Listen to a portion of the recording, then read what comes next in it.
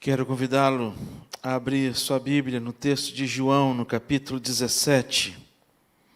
Nós vamos meditar neste texto. João, capítulo 17, versículos 20 a 26. Como é bom a gente viver esse mês de dezembro, um mês especial em que nós celebramos o nascimento de Jesus Cristo. As crianças, domingo aqui, apresentaram uma peça linda, um musical maravilhoso, em que nós tivemos a oportunidade de ouvir essa mensagem do Natal através das nossas crianças.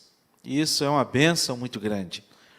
Foi um dia, uma noite memorável e que vai ficar guardado na nossa memória, na nossa lembrança, e eu creio que na lembrança de todas aquelas crianças que participaram e que pregaram a palavra de Deus, falando para a gente a respeito do Natal. João capítulo 17, dos versículos 20 a 26, diz assim: Não rogo somente por estes, mas também por aqueles que vierem a crer em mim, por intermédio da sua palavra, a fim de que todos sejam um. E como és tu, ó Pai, em mim e eu em ti, também sejam eles em nós, para que o mundo creia que tu enviaste. Eu lhes tenho transmitido a glória que me tens dado, para que sejam um, como nós o somos, eu neles e tu em mim, a fim de que sejam aperfeiçoados na unidade, para que o mundo conheça que tu me enviaste e os amaste, como também amaste a mim. Pai, a minha vontade é que, onde eu estou, estejam também comigo os que me deste, para que vejam a minha glória que conferiste, porque me amaste antes da fundação do mundo. Pai justo, o mundo não te conheceu, eu, porém, te conheci, e também estes compreenderam que tu me enviaste. Eu lhe fiz conhecer o teu nome e ainda o farei conhecer, a fim de que o amor com que me amaste esteja neles e eu neles esteja. Vamos orar. Pai, fale ao nosso coração através da tua palavra. Pedimos, ó Pai, que teu Santo Espírito, de maneira muito especial, fale ao nosso coração, em nome de Jesus. Amém. Queridos, nesta noite eu gostaria de conversar com os irmãos e falar com os irmãos a respeito do tema presentes para o aniversariante. Presentes para o aniversariante. E quando a gente vive o Natal, e a gente sabe que o Natal, a gente celebra o nascimento de Jesus Cristo. E celebrar o nascimento é celebrar o aniversário. E é muito difícil um aniversariante, ele fazer uma lista de aniversário. Não sei quantos de vocês já viram casamento, isso é normal, né? Os noivos, eles escolhem uma loja, ou um site, ou seja lá o que for, para poder colocar lá em determinado lugar uma lista de presentes, para que os convidados possam ali escolher, de acordo com cada gosto, as necessidades e os pedidos que ali foram feitos. Mas aniversário eu nunca, pelo menos que eu tenha participado, né? Não existe nunca vi uma lista de aniversário para participar de uma festa. Aqui Jesus Cristo é como se ele estivesse pedindo para o seu próprio Pai. Aqui não é um aniversariante que chega e coloca uma lista de presentes para poder as pessoas oferecerem os presentes. Mas aqui é como se fosse um filho que chega para um pai e fala assim: pai, está chegando o meu aniversário e eu gostaria de pedir alguns presentes especiais. Eu tenho 3 filhos E como tenho 3 filhos, isso eu já vivi essa experiência, e tenho vivido essa experiência ainda hoje, tanto nos aniversários como também no período de Natal. E aqui nesse capítulo, nesse texto aqui, Jesus ele faz alguns pedidos ao Pai muito específico e muito especial. E quando ele realiza esses pedidos, Jesus ele aqui no capítulo 17 de João, é uma oração que Jesus faz ao Pai. Nesta oração, tanto no início do versículo, ele ora por si mesmo, ele fala de si para o Pai. No versículo 6 até o versículo 19, ele ora pelos discípulos, e ele ora também pela igreja da época, uma igreja que ia sofrer grande perseguição. E Jesus ele intercede pela igreja, pelos irmãos que viveram naquela época. E no versículo 20 ao versículo 26, Jesus faz alguns pedidos específicos ao Pai para a igreja que haveria de nascer ou de surgir. No entanto, que no versículo 20 ele vai dizer: não rogo somente por estes. Estes quem? Estes da época de Jesus Cristo. A igreja que viveu a perseguição. Jesus ele não ora apenas por aquela igreja, por isso ele vai dizer: não oro tão somente por estes, mas também por aqueles que vierem a crer em mim, por intermédio da sua palavra. Ele ora por mim e ele ora por você.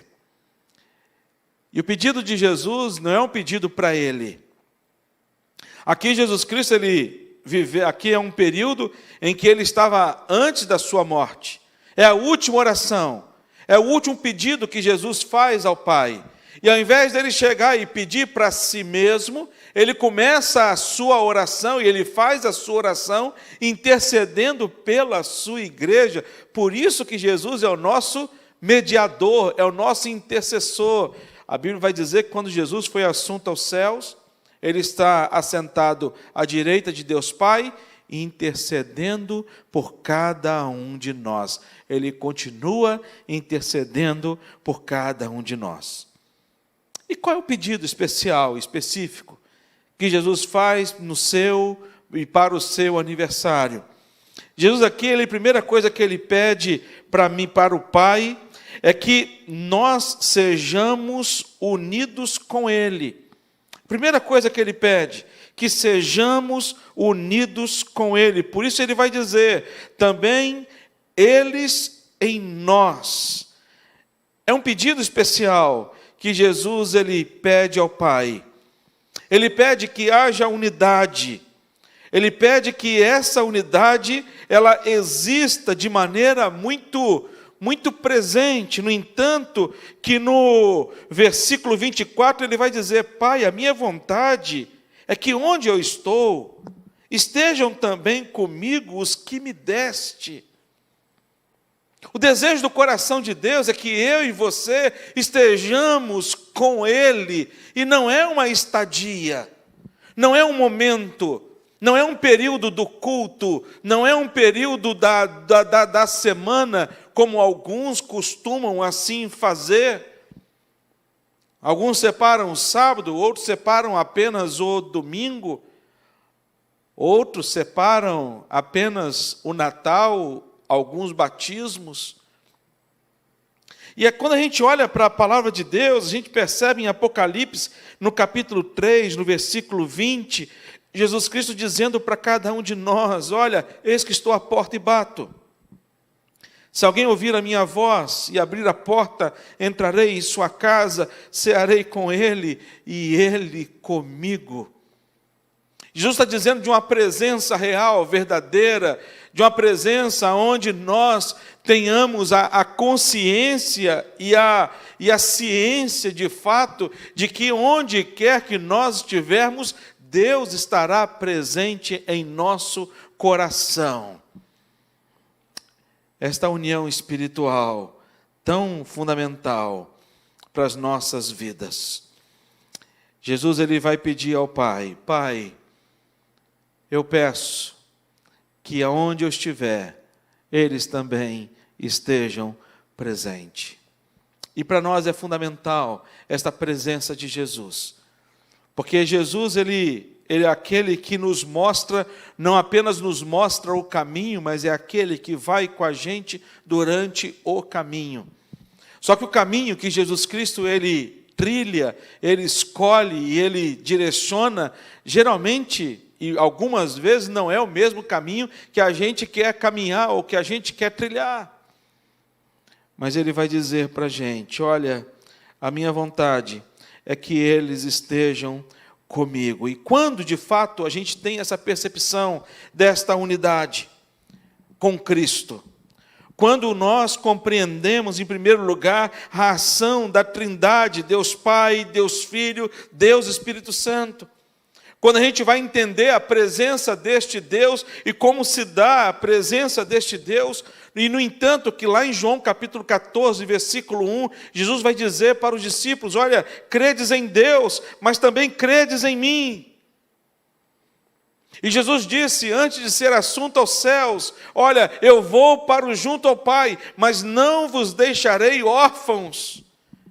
Enviarei o Consolador, para que este Consolador esteja para sempre com vocês, até que eu volte. É a gente ter a consciência, no nosso coração, de que esta presença de Deus, ela está de fato dentro da gente. Quando eu tenho a compreensão exata desta ação da Trindade de Deus, quando de fato eu passo a sentir, a ser acompanhado por Ele. Quem aqui nunca sentiu medo quando criança? Medo do escuro. Quando a gente cresce, os medos aumentam.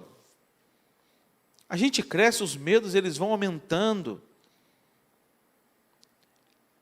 E como é interessante que quando a gente tem medo, quando criança, a presença de uma pessoa confiável dissipa todo o nosso medo. Não sei se você lembra de algum momento na sua infância em que você sentiu medo e que veio a presença de um pai, ou de uma mãe, ou de um avô, ou de uma avó, e o medo ele é dissipado. Assim é com a gente. Quando de fato nós sentimos essa presença de Deus ao nosso coração, a gente passa a não temer as coisas da vida. Por isso que Deus disse para Josué, Josué, não te espantes. Ser forte e corajoso, não temas e nem te espantes, porque o Senhor é contigo, por onde quer que fores. Por isso que Deus disse para Gideão, homem valente, Gideão olhou para trás e disse, está falando com quem? É com você, Gideão. Não temas. Por isso que Jesus vai dizer aos discípulos, olha, não andeis ansiosos por coisa alguma, antes apresente diante de Deus. Sabe, quando nós passamos a sentir esta unidade com Cristo, a nossa vida, ela se torna uma vida diferente. Não significa que a gente não vai ter mais problema na vida, não significa que a gente não vai passar pelas tribulações, pelas lutas, pelas adversidades da vida, pelo contrário. Jesus não coloca a gente dentro de um aquário, como este aqui. Aqui nós temos um aquário da bateria, e como se Jesus estivesse colocando a gente dentro do aquário, fechasse a porta, e em volta deste aquário é o mundo. Não, a minha igreja vai estar aqui dentro, protegida. Mas Jesus vai dizer para a gente, olha, vocês não estão dentro de um aquário. Vocês estão no mundo, e neste mundo vocês terão aflições. Mas deixa eu falar uma coisa para vocês. Tende o quê? Tende o quê? Bom ânimo, a mesma palavra que Jesus disse para o cego Bartimeu. Jesus não, a mesma palavra que os discípulos disseram para o cego Bartimeu. Quando o cego Bartimeu sai gritando, Jesus, filho de Davi, tem misericórdia de mim, Jesus, filho de Davi, tem misericórdia de mim. E os discípulos então chegaram para ele e falaram, para de gritar, chega, está enjoando, fica no seu canto. Você acha que Jesus vai dar atenção para você? Tantas pessoas, para ele poder dar atenção, ele vai dar atenção para você. E o cego Bartimeu fica num canto. Os discípulos voltam e assim, graças a Deus, ajudamos o mestre. Jesus para, olha para os discípulos e fala assim, vai lá chamá-los. E aí os discípulos voltam, todo vergonhosos, chega para o cego Bartimeu e fala o que para ele? Tem de bom ânimo, o mestre te chama. Quando Jesus fala para você, tem de bom ânimo, está resolvido. Amém, irmãos? Sabe, quando a gente tem essa presença de Jesus na nossa vida, a gente enfrenta as circunstâncias difíceis, mas em todas as circunstâncias difíceis que a gente atravessa, Jesus, ele fala para a gente, tem de bom ânimo. Eu estou com você.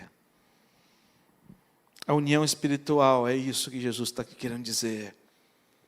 Jesus está pedindo ao Pai, Pai, não deixa a minha igreja sem a minha presença. É fundamental, é primordial. É um pré-requisito básico para nós sermos igreja do Senhor Jesus Cristo. É termos Jesus no nosso coração. Se você não tem esse Jesus no seu coração, eu quero te dar uma notícia muito triste. Você ainda não é igreja. Você ainda não conheceu o sabor, o gosto e a alegria que é ser igreja do Senhor Jesus Cristo. Você pode ser membro de uma igreja. Você pode ter Bíblia dentro de casa. Mas se você não tem Jesus no seu coração, você ainda não provou a maior e a melhor de todas as experiências que a gente pode provar na vida, que é ter Jesus no nosso coração. União espiritual. O maior presente que Jesus pede para Deus, Pai, que cada um daqueles que o Senhor me deu, nenhum ande sem a minha presença. Que eles andem comigo.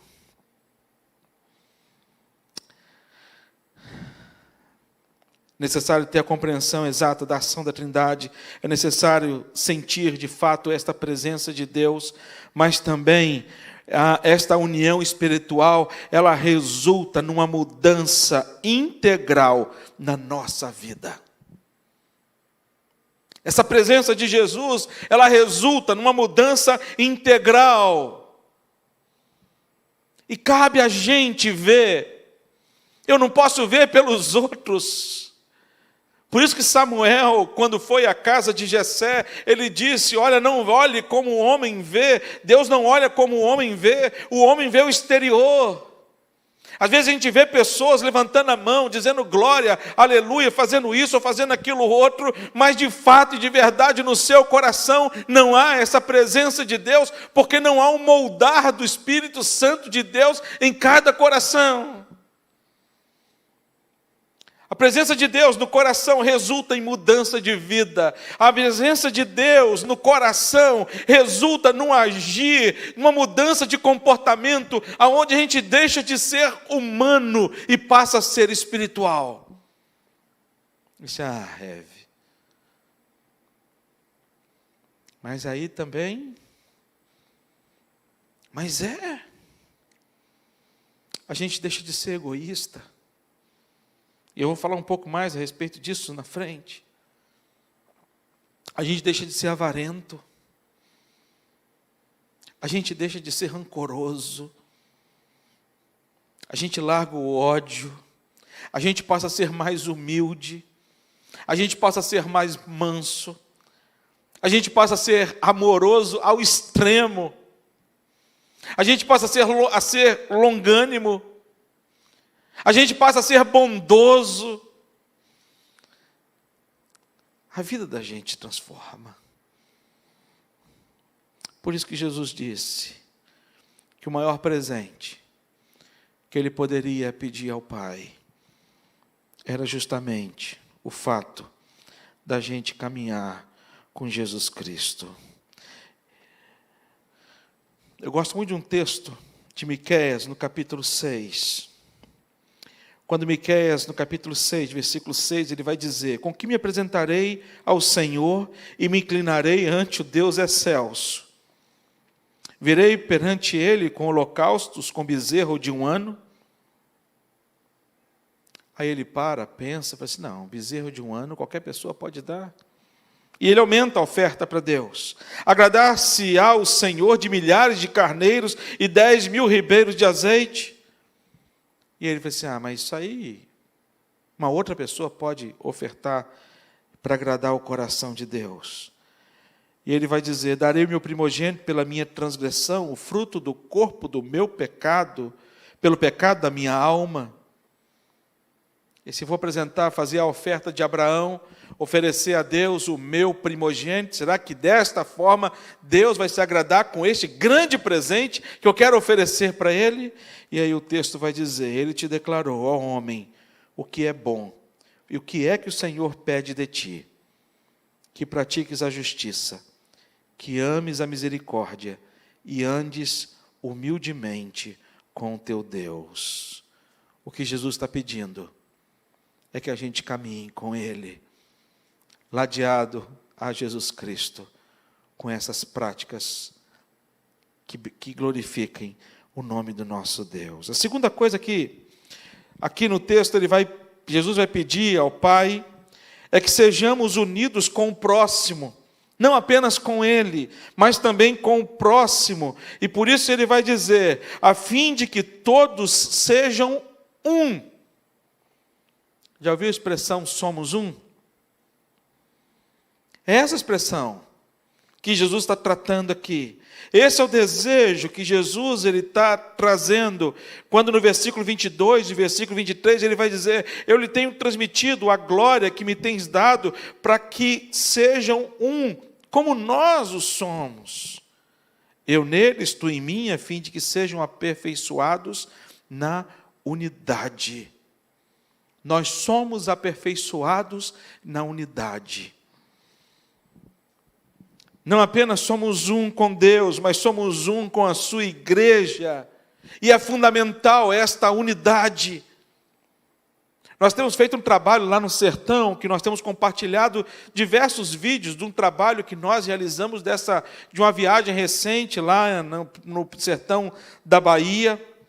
E é um trabalho que nós começamos em 2019. Nós estamos em 2021. Nós já temos uma igreja lá no sertão praticamente organizada. Praticamente. Nós temos uma igreja lá em Brotas de Macaúbas, que nasceu em 2019, que lá nós estamos reunindo dominicalmente, aproximadamente, umas 200 pessoas. E os pastores lá da região vieram conversar comigo, e me fizeram a seguinte pergunta, assim, pastor, por que a igreja de vocês, assim, deu certo? Nós somos da mesma denominação, temos a mesma teologia, pregamos o mesmo evangelho. Por que vocês cresceram e nós estamos diminuindo? Esse trabalho que a gente tem realizado no sertão é um trabalho onde hoje tem 25 igrejas. Nossa igreja é uma das igrejas. 25 igrejas juntas, trabalhando em prol de um mesmo trabalho. Igrejas que se uniram em oração, igrejas que se uniram em propósito, igrejas que se uniram em ação. E a gente sabe que a bênção de Deus, ela está na unidade da vida da igreja. Quer acabar com uma igreja? Plante a desunião na igreja. Quer acabar com a igreja? Plante discórdia dentro da igreja. Discórdia entre os líderes. Por causa de ciúme, inveja e outros sentimentos mais malignos. Satanás, ele trabalha dentro das igrejas, dentro da vida dos crentes, para poder trazer a desunião dentro do corpo do Senhor Jesus Cristo, porque ele sabe que o propósito do Senhor Jesus Cristo para a sua igreja é que a sua igreja seja uma, e não uma igreja dividida. É uma igreja em que o corpo é Jesus Cristo.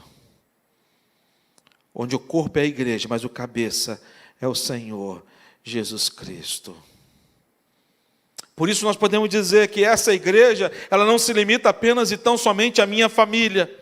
Essa igreja, ela não se limita tão somente à igreja onde eu frequento e participo, mas essa igreja, ela engloba diversos lugares, cristãos de diversos lugares e de diversas regiões e de diversos países. Por isso que nós, como Igreja Presbiteriana das Américas, temos realizado trabalho missionário no sertão, temos realizado trabalho missionário aqui no Rio de Janeiro, temos realizado trabalho missionário na Amazônia, temos realizado trabalho missionário fora do Brasil. Porque nós entendemos que tem irmãos nossos em todos os lugares. Eu tenho muito medo desse pós-pandemia. Porque nós passamos muito tempo dentro de casa. Eu já tinha medo dessa nova geração que está começando a viver. Uma geração extremamente educada para ser ensimesmada.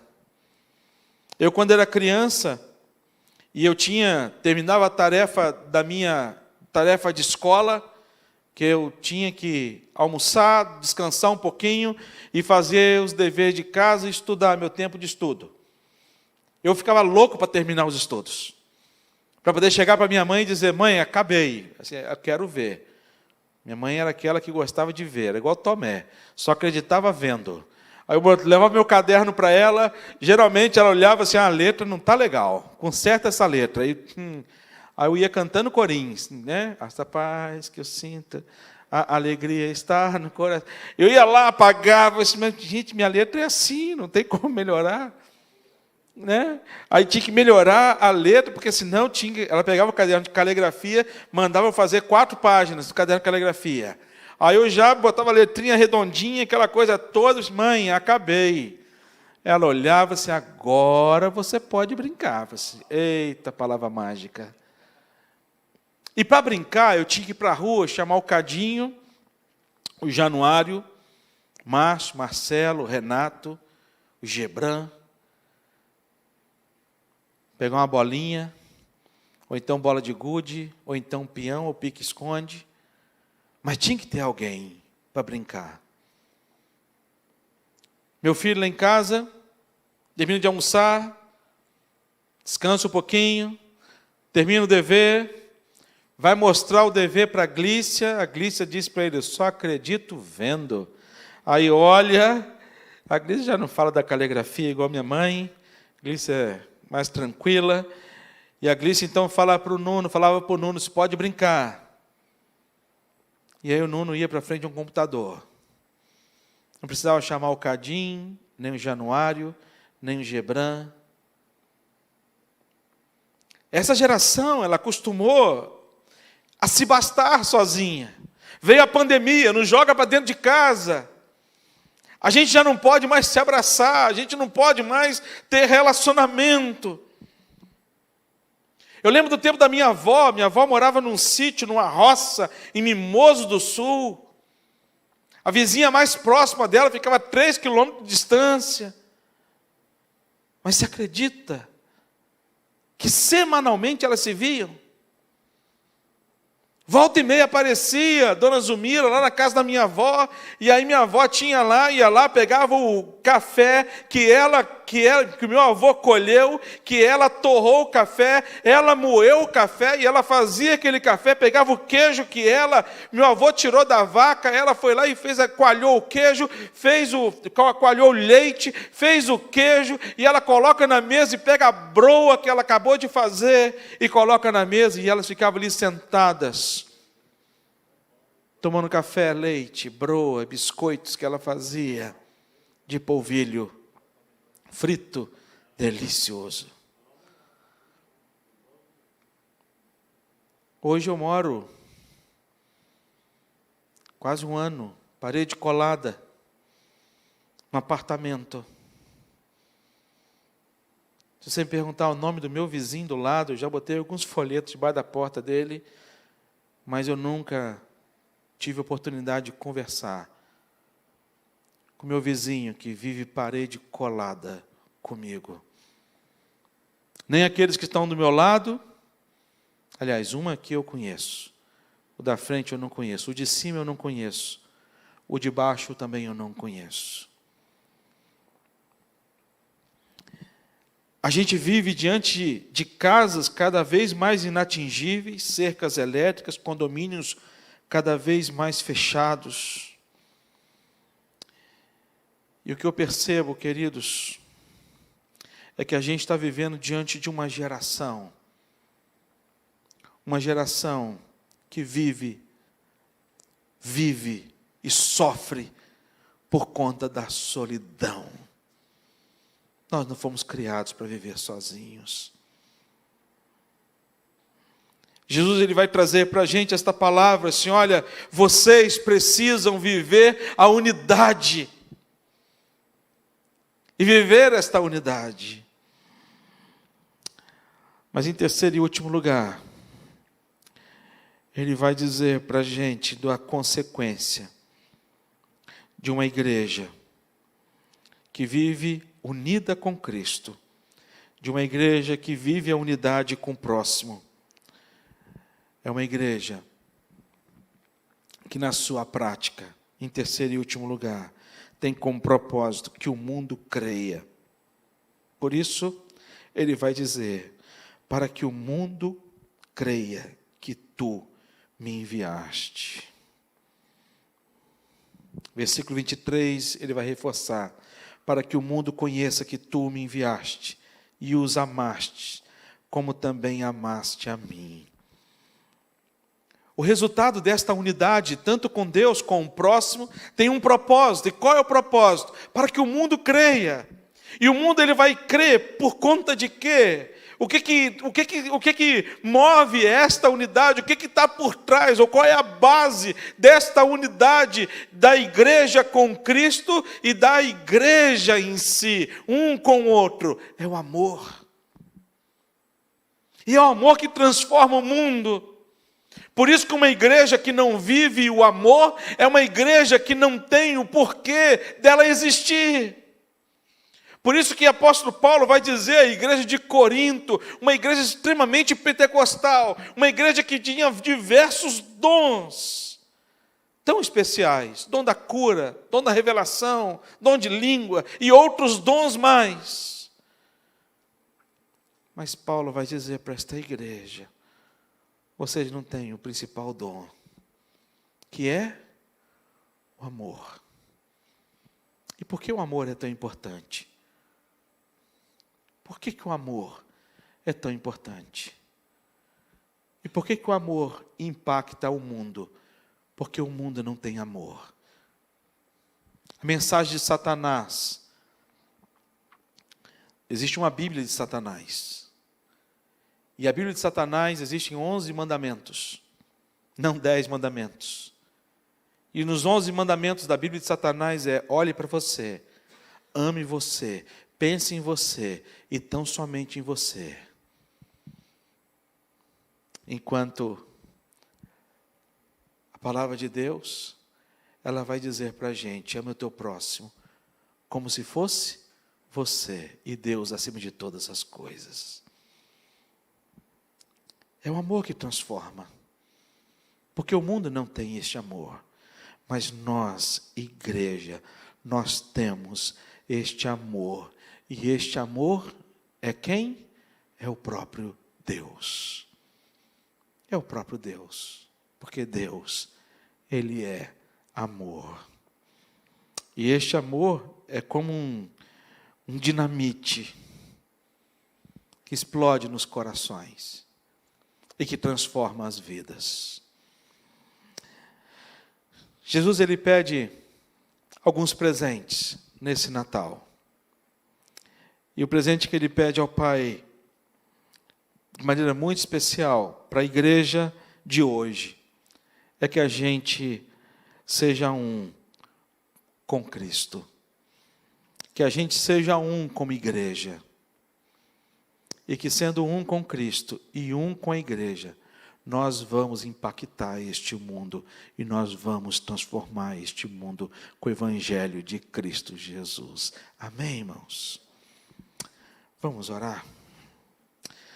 Ó Deus, só assim, Pai, seremos de fato igreja do Senhor.